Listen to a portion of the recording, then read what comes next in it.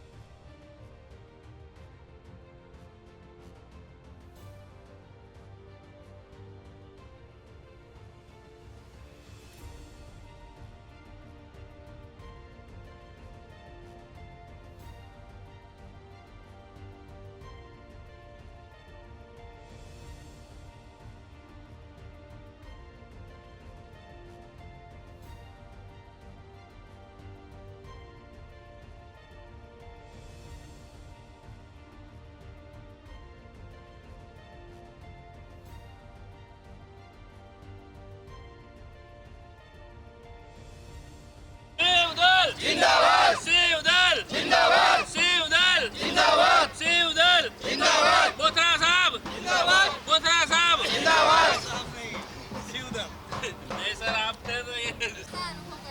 देखिए, ये तो सनातन धर्म की जीत हुई है और मैं सबसे ज़्यादा धन्यवाद व्यक्त करता हूँ शिवदल के कार्यकर्ताओं का, प्लस जो यहाँ के जो जनता है जिन्होंने इस मंदिर को 40 साल से रक्षा करी है, उन्होंने सबने मिलकर इस लड़ाई को बहुत बढ़िया से लड़ा है और आज सत्य की जीत हुई है, असत्य पे सत्य की जीत हुई है और ये बहुत सुनहरा मौका है कि इस मंदिर को वापस बना के दिया है।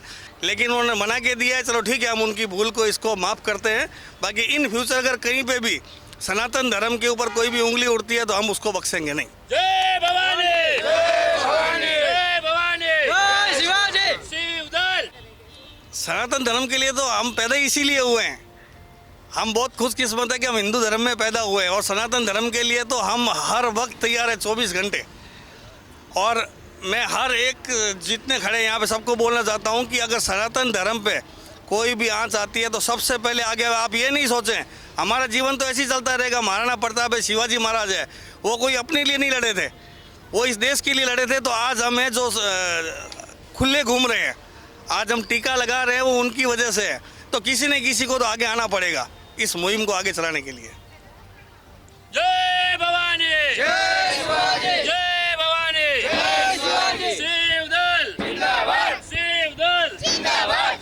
મારું નામ કલ્યાણસિંહ રાઠોડ છે અને આ મંદિર જે છે અમારા પૂર્વજ અમારા બાપ દાદાઓનું 50 વર્ષથી પણ જૂનું મંદિર છે। આ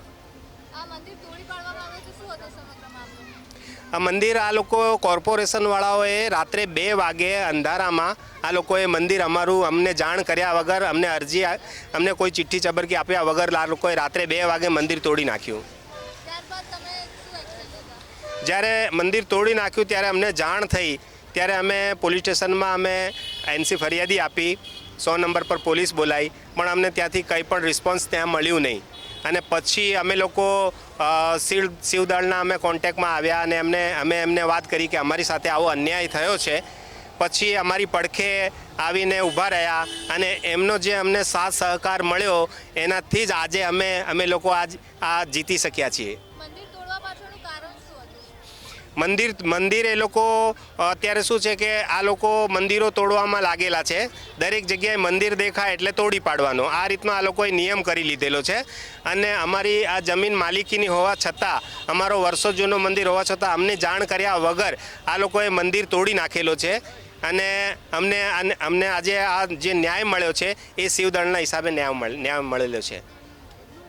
शिवदल जिंदाबाद शिवदल जिंदाबाद जय भवानी